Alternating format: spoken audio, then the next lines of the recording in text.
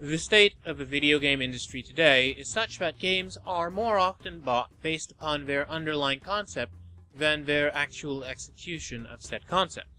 It's why we have so many disappointments in Steam Early Access right now, but it's also how some really interesting and innovative indie games have found their audiences.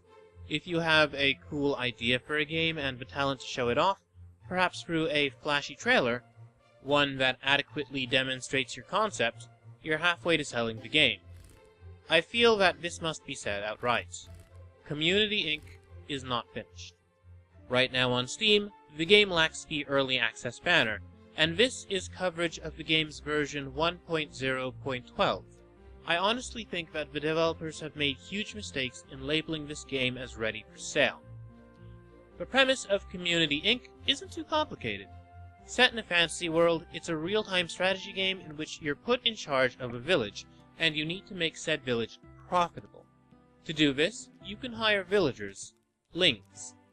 These villagers build structures, conduct trade, collect and refine raw resources, and fend off wolf attacks.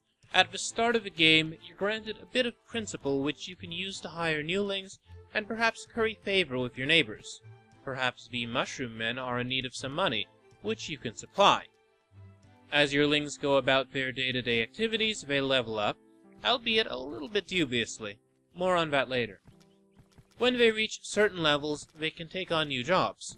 For example, a miner who spent his days digging up clay and stones can become a sculptor and form the clay into pots and roofing tiles. The game features a pretty simple diplomacy system in which some groups of creatures arbitrarily hate others. The dragon people might hate the cat people, might hate the tree people, for example, so choosing to do business with the cat people may draw the ire of the dragon people. If you accept a quest but fail to deliver, you'll damage your relationship with the group, whereas if you accept the quest and actually deliver, your relationship improves and you're less likely to go to war. The game doesn't really spell out the advantages to forming alliances, which made me care less about maintaining relationships above the baseline in order to keep trade going. Now, the day-night cycle of Community Inc. adds a unique element to your strategy.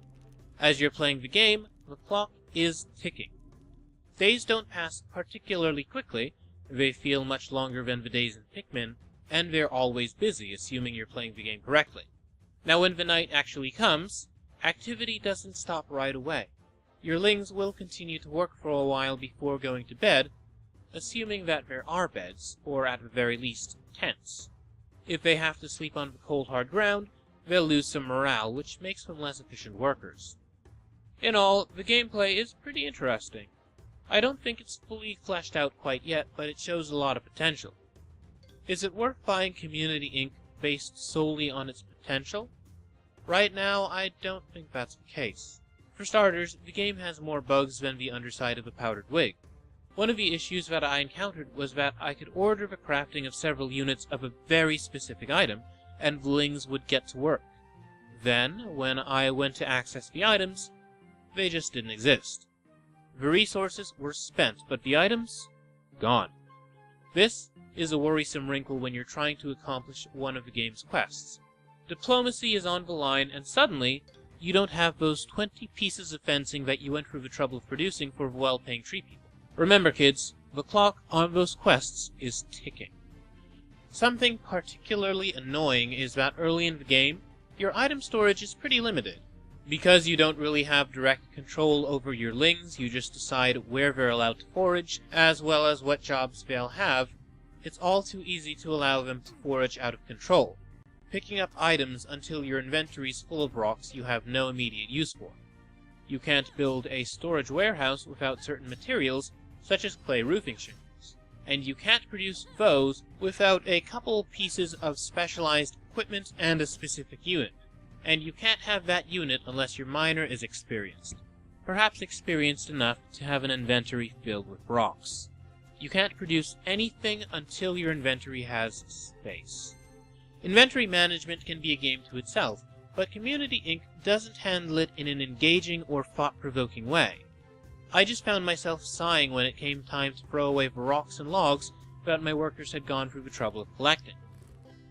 Now, the game doesn't offer a lot of feedback or valuable information. how exactly do your lings level up? For instance, I wanted a blacksmith as the game went on. This way I could produce more advanced tools.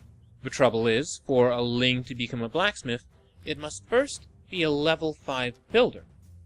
All of my builders were level 4, and there was no indication as to how one could level them up to 5. Just keep building things? There's no clear feedback system to inform you of how close your lings are to leveling up. There's just an embarrassingly tiny notification to let you know when it actually happens. Are my lings gaining experience points building the same things over and over again, or do I need to build something new? I'm in the dark.